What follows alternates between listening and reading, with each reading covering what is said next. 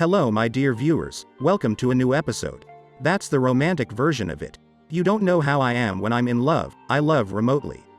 Long ago, men went to sea, and women waited for them, standing on the edge of the water, scanning the horizon, for the tiny ship. Now I wait for Henry.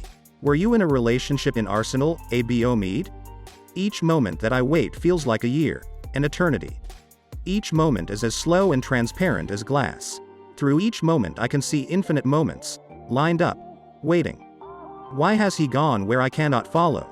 That's the author Audrey Niffenegger's expression for the protagonist of her novel, The Time Traveler's Wife. The protagonist is talking about her relationship with her husband, Henry, who has a genetic disease that makes him travel through time randomly. He leaves suddenly without her knowing when he'll be back. She is the one responsible for managing their long-distance relationship. If you thought about it, you'll find it quite familiar. It's like our long-distance relationships. But in the protagonist's case, the distance was time not place. When two people in a relationship are geographically separated, without seeing each other regularly, these relationships have different circumstances than close relationships that show you how modern man is tiresome, where in the last 50 years, he changed the relationship form that has been ongoing for 5,000 years. That ancient old age man used to marry from his tribe and neighbors, or even the same family like ancient Egyptians. But no, the man went to work in Kuwait and the woman works in Dubai and the man is getting his master's in the US. What happened, when it was within the family like ancient Egyptians and Romans, was to reproduce or make alliances. This family marries from that family to form an alliance. One gives the other wheat if the flood ruins its malt, and the other shares the meat. In addition to these practical aspects, marriage had a sentimental one that made both live together in love, amity, and romance. Man decided to dump these practical aspects, and liked the idea of romantic love. He made tons of money from it too. Songs, movies, romantic novels that are bestsellers, poetry books and gatherings in Sawi's Cultural Wheel, and El Dahi episodes, why not?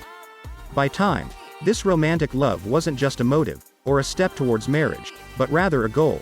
Something we're trying to reach, not necessarily for marriage, alliance, wheat, or malt. It became normal that two people are together but don't see each other. Although this was a new form of relationships, it actually occurred to Plato before. He saw that this love brings one closer to idealism, to not see your lover but love him.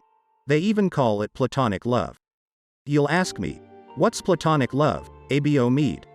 Is it a true love that makes us forgive and forget?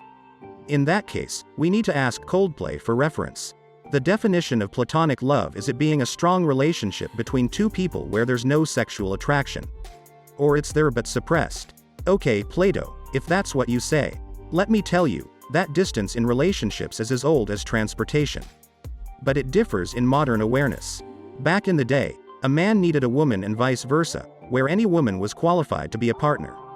But now a man wants someone who listens to rap music, watches European movies, and with a strong personality but weak when he wants her weak, or he could want her strong too. She also better reads for Tolstoy, supports him, got his back, and can cook.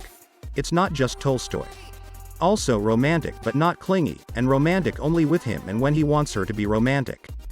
But the woman needs a man who's tough on the outside and soft on the inside, crunchy from the outside, and juicy on the inside, watches, loves, and supports Tarkovsky's movies, and doesn't cry unless he's with her, or when she wants him to be vulnerable with her, or wants him to cry to someone else because she believes men don't cry. That's what it's about. The choices are a lot, the expectations are higher, and Russian names involved. That's what went downhill. It was easier back then. The first one to say yes, you live and die with. We can see people on the internet in a couple of days, different kinds, more than what our ancestors met all their lives. You may say, we prefer to be with the right person even if he lives far away, better than being with someone close by, but our minds don't align. 75% of university students went into long-distance relationships. In a statistic to know how couples met each other, done from 1995 to 2017, where back then, people met their partners from acquaintances, or work, or university, they were geographically close relationships. But in 2017, 39% of couples met online. Algorithms became the main median for marriage. The people you may know is the modern matchmaker. Hence, many relationships became long-distance ones. We may presume that remote relationships are easier with fewer responsibilities, but the opposite is what's true. Imagine that the success rate of long-distance relationship is only 58%. If you're getting in a remote relationship, there's a 50% chance of failure. It's like heads or tails, continue or break up. ABO Mead. What does this have to do with me? Isn't long distance for people who live abroad and travel? I don't travel. I'm in town in Menya El Cuma. Let me tell you a very sad fact, my friend. Studies consider that couples who meet once or twice a week as long distance. What? That's 75% of relationships in Egypt. Exactly. That's the surprise. It's like these long-distance relationships are that way considering they don't have physical intimacy. They're not living together. Which is almost how our relationships are. Our dating or engagement period is considered long distance, and marriage is like a reunion. A big percentage of married men travel for work or military service. These relationships have special circumstances that make holding on harder and the chances of breaking up higher. They're not the romantic scenarios that we know. This is different. Let's take an example. Two met, whether online or somewhere, and they fell in love. Then they parted ways. He traveled for work and she got in a suits dentistry school, or each one of them lived in his town away from one another. That's when they have to decide whether to continue or to have their time together as a good memory, and they go in their separate ways. That's the decision phase. If they continued, they throw an engagement party or dates. The Egypt ones, blind ones too, spend every possible moment together. And agree on their means of communication, calls, chat, or visits.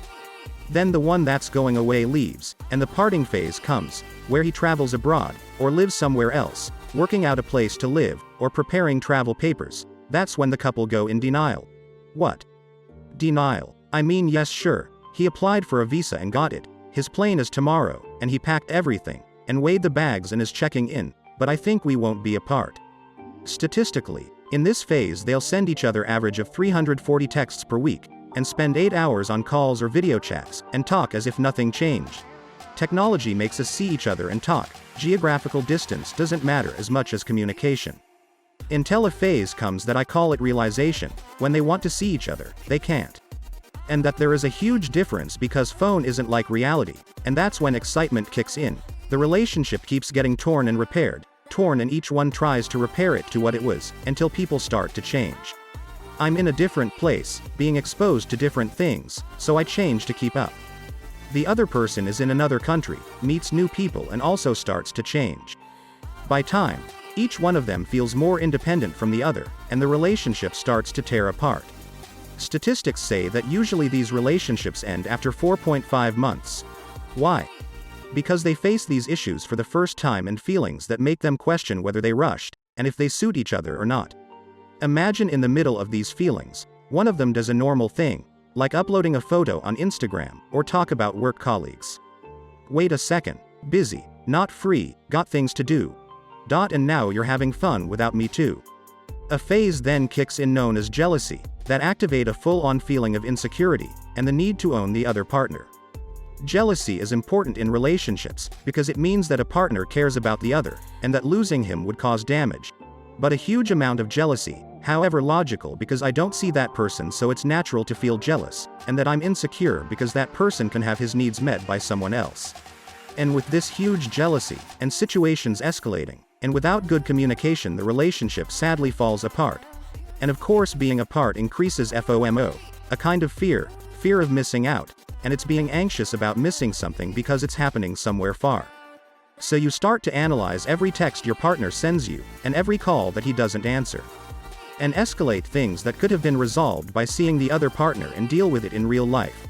Researchers found that in long-distance relationships, couples communicate more through internet, but having a regular face-to-face interaction is a deal-breaker in having both partners feel satisfied and committed, and regain the trust. When someone says something while looking in your eyes, it hits different than texts. Distance also decreases satisfaction, and the level of trust between them. Same happens in the opposite way. Distance generates less amounts of safety and trust. Distance generates tension, so it's common to find misunderstandings and fights, and partners get easily upset from each other and fight over silly things. And anxiety paints them imaginary situations that hurt them. The problem is that anxiety is the enemy of happy relationships. The moments of silence in a call that's supposedly normal, we can sit together and be silent. These moments in these calls in long-distance relationships can trigger one of the partner's anxiety. Are our conversations over? Are topics over? Do we no longer have something to talk about? Did our interests change? Let me tell you something about long distance. It's a type of relationships that puts on you the responsibility of a relationship without its rewards. These responsibilities include keeping up, making phone calls, checking in if something happens, staying in touch and showing care.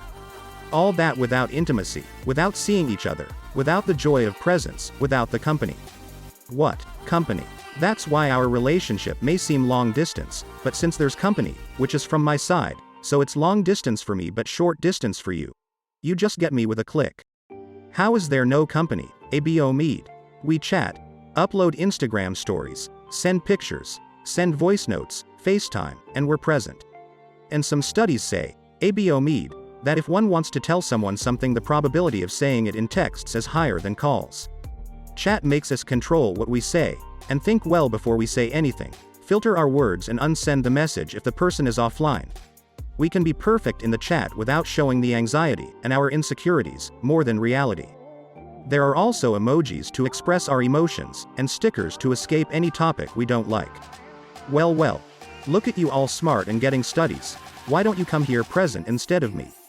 Come here, take my watch, and I stay home. What do you know? What's wrong, my friend? You became materialistic. We said a million times, only watch El Dahi and not the competitors.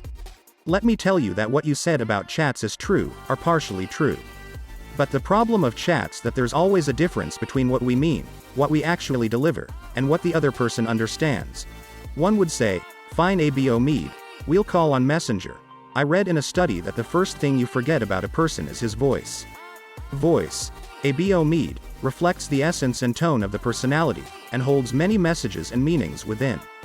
If you heard an angry foreigner, there's no need to understand what he says, but you can mostly tell what he's feeling. It's different to tell your kids about their grandpa than hearing his voice.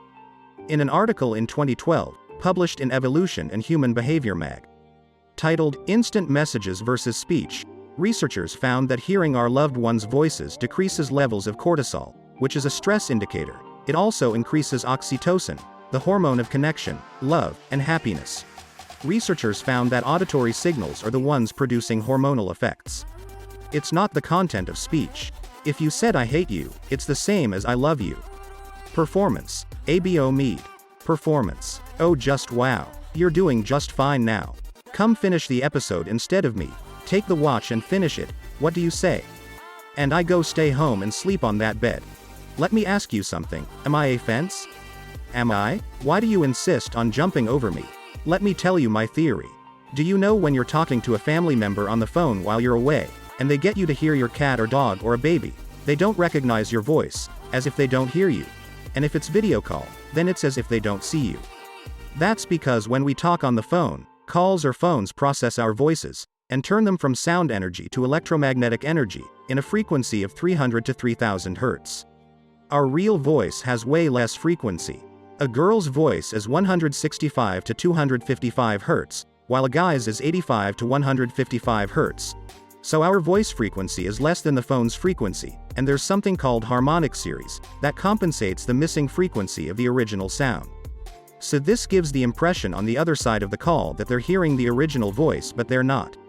Maybe that's why animals and babies don't recognize it as human voice. So yes, you hear your loved one's voice on the phone, that delivers real information, but your desire to hear your beloved voice that you know isn't fulfilled.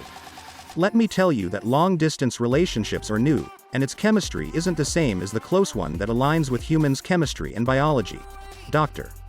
Sherry Turkle from Massachusetts Institute of Technology, and the author of Computers and the Human Spirit, says that compassion is your ability to feel the other person's emotions and thoughts, which is easy to be found in face-to-face conversations, the direct conversations where we exchange eye contact and body language, all the signals that we understood throughout our human history. While unfortunately, it makes me sad, that calls alone aren't enough, which makes relationships tasteless. Especially in this age, opportunities are limited for two people in the same place, so it became hard to form the normal traditional relationships that both work in the same place, get paid well and are happy. Now one has to work in Dubai to earn a certain living, and go back to somewhere for masters, and she needs to visit her family in God knows where, and build her career in Europe. It became hard for all these people to have opportunities and simultaneously have human relationships similar to them in the same place, and stay in that place for long periods of time. Sadly, my friend, This is so sad in our age. Also we, like animals, are affected by olfactory signals. We need to smell the people we love. This is something that technology doesn't offer. We can see and hear, but we can't touch or smell. We have pheromones that our bodies produce, chemical substances like hormones but outside the body that we know the smell of our loved ones by. The sense of taste is mainly connected to smell and vision. If you smelled something you like and saw something eye-pleasing, this stimulates the same place that stimulates salivary glands, your mouth runs. When you see a cute dog or a beautiful baby, you say, "Oh, I want to eat it," that's your mouth running. This is called cute aggression. The smell of the one you love literally gets your mouth running, and stimulates the feeling of eating or biting. We just have a mind that tells us we can't bite someone so we don't. One would tell me, "Sorry, Abo Mead, you want to tell us to leave our homes and how we earn a living to stay with the ones we love. I'm glad I provoked you. I can now be rested about your romance." My friend, this show doesn't tell you to do anything at all. This show only does one thing: get your horizons broadened. Your horizons are broad? Great, you're benefiting. But getting into long-distance relationships, are not doing it, that's up to you. I'm just letting you know, broadening your horizons. Even if you loved Wonder Woman in your imagination, not my issue. Even if you lived and died single, if you're happy then I'm happy. I just let you know and broaden the bands of your horizon. I want you to know the difference that distance makes, and that it's different circumstances. Researchers say that the first 4 months are the hardest in the relationship, and according to data, if you manage to pass the first 8 months and the relationship is working, then what follows is easier. It's just the distance circumstances makes partners exert doubled efforts, and need to build strong foundation in the relationship. Because when we live far from each other, we work on other factors in a relationship other than physical connection. We don't assume they know what's wrong or what's on our minds, because simply they don't see us. So we have to do whatever a couple can do to stay together, communication by talking, and accept the fact that the other person can live without us. So we exert efforts to be people chosen by the other's free will, not because they need to choose us. When we're apart, we go through the feeling of loneliness, we feel the value of the ones away, we feel the agony of missing, the sweetness of longing. What? The sweetness of longing, it has a sweet side. To miss someone, to long for someone, it has a sweet side.